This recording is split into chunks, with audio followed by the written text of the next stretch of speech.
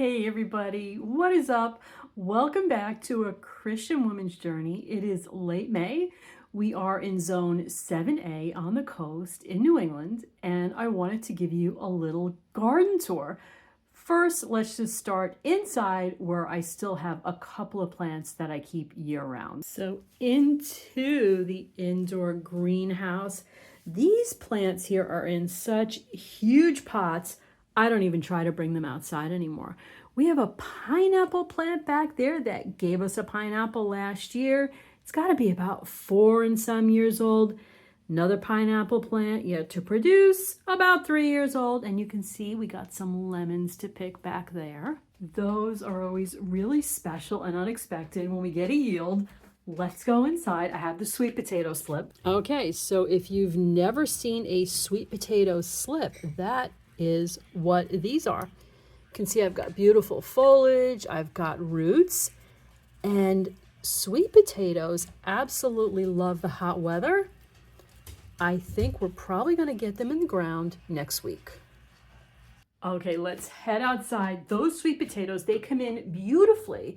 It's just amazing how huge they grow, and they are amazing in soups and stews. Head over to our wall here. We got so much here, but we got a little spice area we can start with. Mint, if you've ever grown mint, it comes right back year after year. Same hope there with the oregano. Some basil just getting started, some Thai basil, cilantro, trying lemongrass again. You can see I got to really thin those. Lettuces, these are our beets, and look at the cages I got them in. That is because we get so many visitors that like to rip them up. Pineapple top there.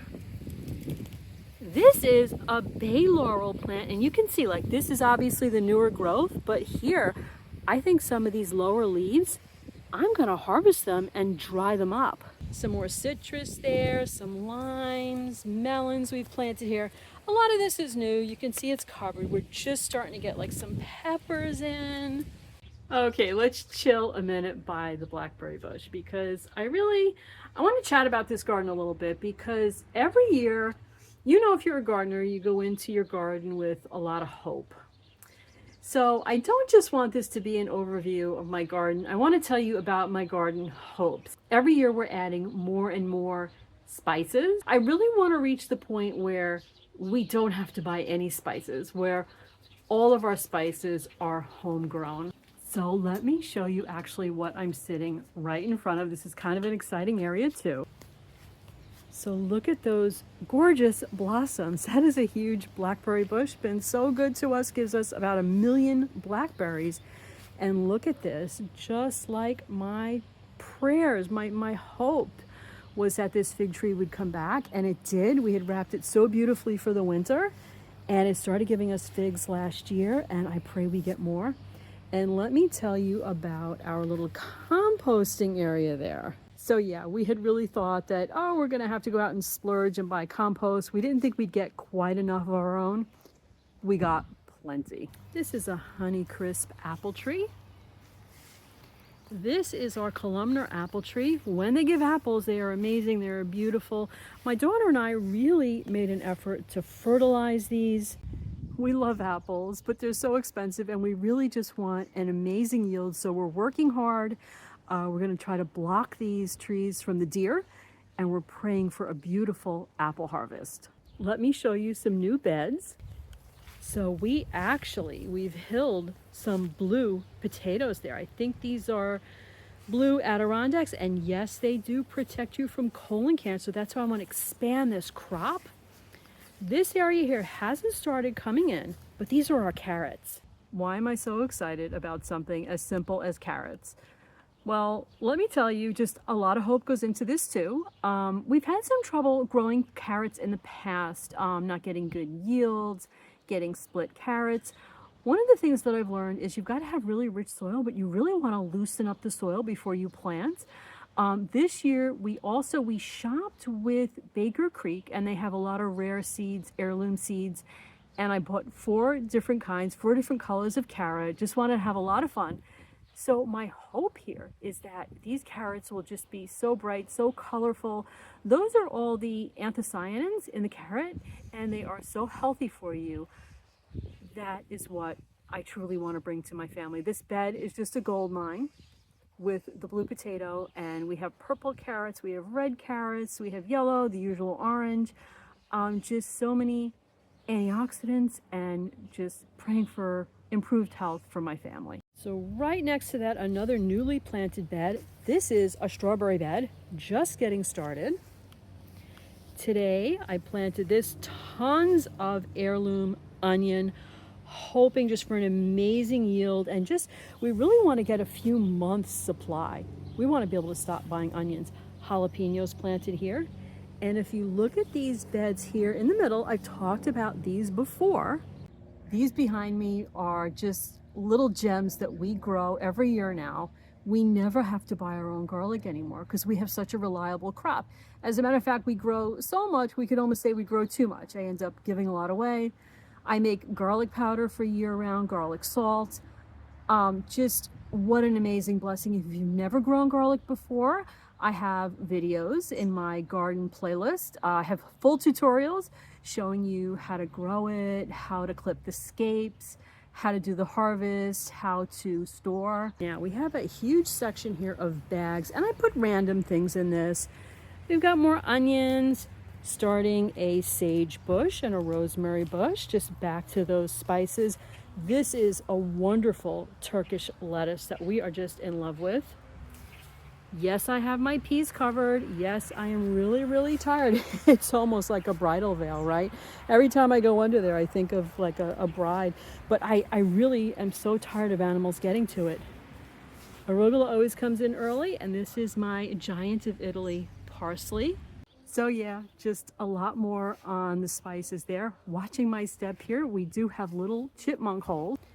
We got these covered too because we don't want anything getting to. I got peppers in here, green beans in there, and I really want to increase my green bean harvest.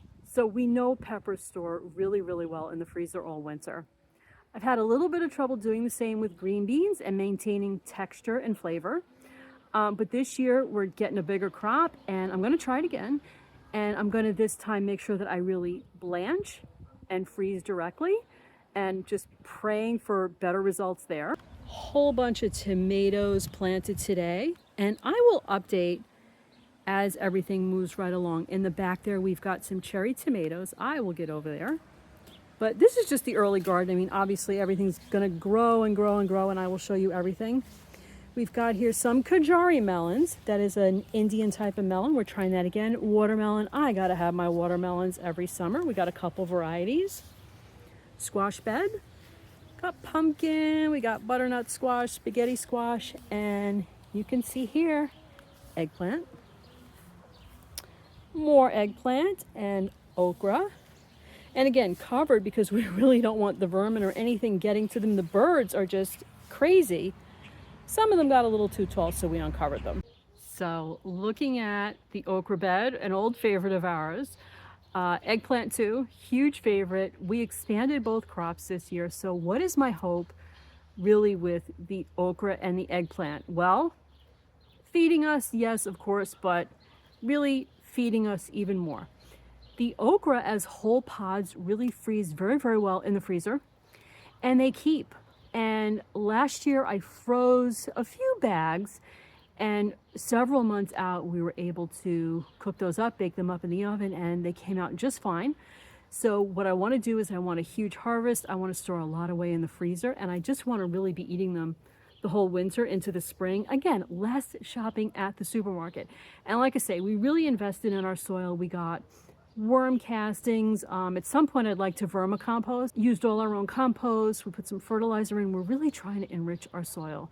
A lot of this is about saving money. It's about health. It's about flavor. And with the eggplant now, I've never made videos of me cooking eggplant. So all summer long, we harvest our eggplants and we make a Romanian dish called zakuska. And we make a Sicilian dish with them called caponata. And both of them happen to freeze really well. I tend to freeze them up in little jars, and all winter we take them out on the weekend and we serve them with bread. It makes a great lunch or accompaniment to a lunch, and we just really want to expand that. Sometimes we break down, we go to a deli, we buy cold cuts on the weekend. It costs a lot of money, it's no good for you. So that's why we're really expanding this with the eggplant. We want to eat more homegrown all year round. We actually had tried to uproot this blackberry bush, impossible. Some irises, lemon balm.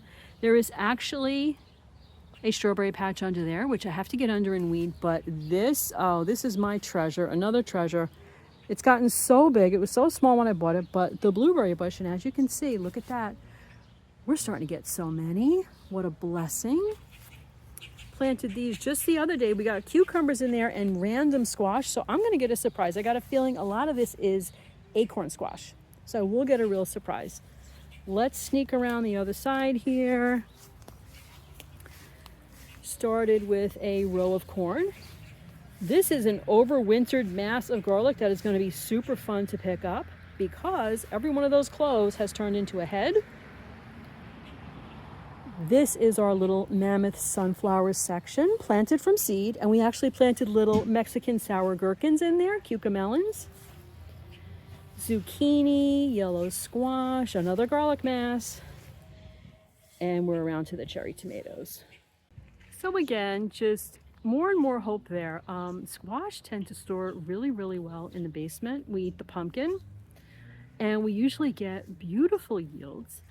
So that, as always, is our prayer. Somewhere in there is a grackle nest. They were attacking us as we weeded around this. This is our raspberry bush gone a little bit crazy, but it gives the absolute sweetest raspberries. Let's see how these hydrangeas are doing. These each cost me $10 because I bought them when they were about 6 inches tall. Now, with a little loving care, they are massive. Deer love chomping these guys up. This year we're really going to try to keep the deer out. Not really budding yet, but they'll get there. So it's just the beginning. We've already put in so much work, but like I say, a garden I think is really a place of hope and prayer and just looking to the future. What am I going to get in my garden? We know every year God blesses us amazingly. So much comes in, but then there are also garden failures.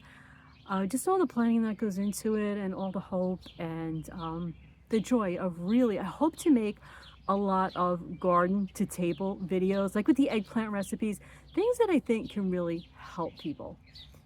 Okay guys, I am going to sign off. I hope you will share a little bit about your garden. I love seeing what other people grow. I always get inspired. I love little gardening tips. If you have any questions, comments, please feel free to leave them. We love it when you like and subscribe.